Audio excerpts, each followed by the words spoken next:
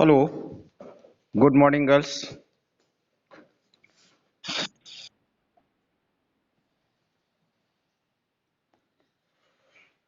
And today we discuss about the forms of market on the basis of degree of competition. A market can be classified in the following ways. डि- आज हम market के forms को discuss करेंगे जो कि degree of competition के basis पर classify किए गए हैं, जिसमें दो तरीके के मार्केट्स बताए गए हैं. First is the perfect competition and second is the imperfect competition. Imperfect competition is also take three main forms. Number one is monopoly, and number two is the monopolistic competition, and third is the oligopoly market. यानी perfect competition और imperfect competition दो तरीके के market के form degree of competition के basis पर बताए गए हैं, जिसमें से इम्परफेक्ट कंपटीशन के थ्री मेन फॉर्म्स हैं: monopoly, monopolistic, oligopoly. Right. So we discuss first perfect competition. कि परफेक्ट कंपटीशन जिसको हम बोलते हैं पूर्ण प्रतियोगिता बाजार, हिंदी में बोलते हैं पूर्ण प्रतियोगिता बाजार.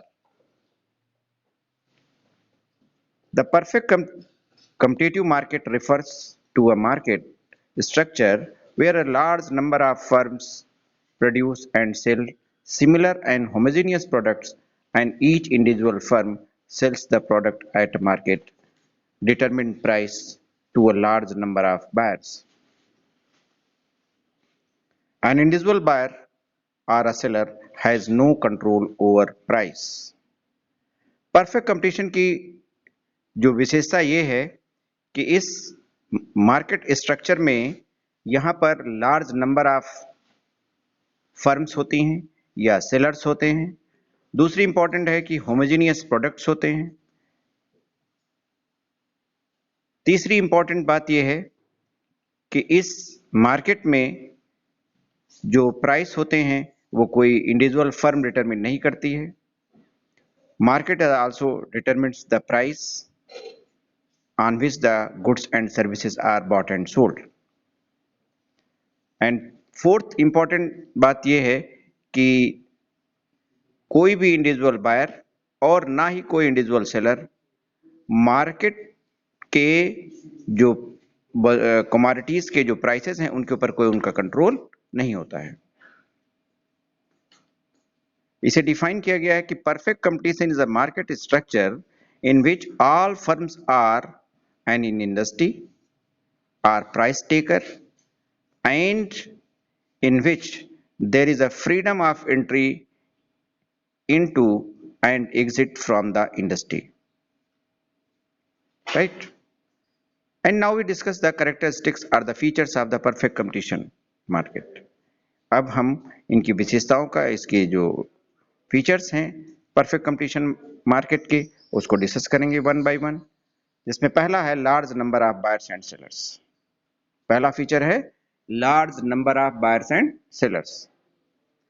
The number of buyers is so large that the demand of an individual buyer is only a small fraction of the market demand for a commodity.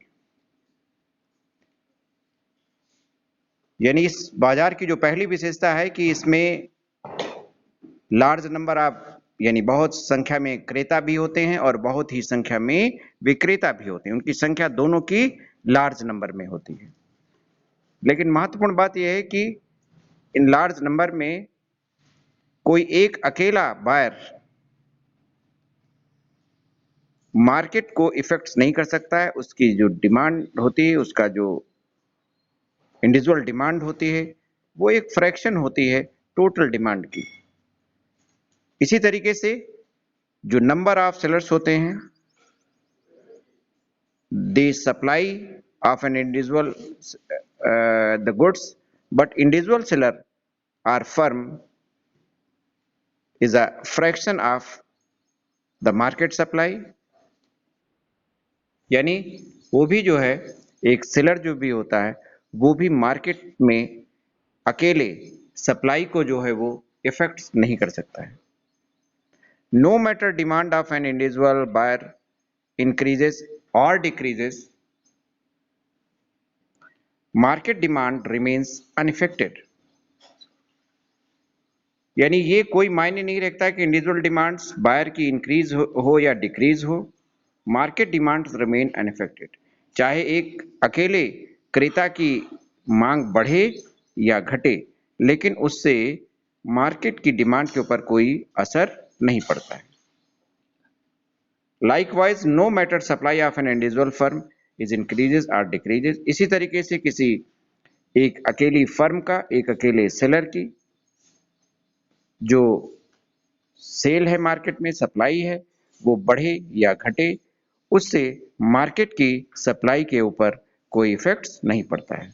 When market demand and market supply is not affected, market price is also not affected.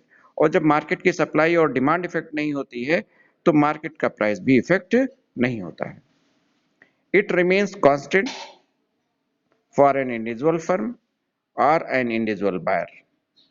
In the market significance a firm demand curve also called the price line and becomes horizontal straight line. Now okay girls,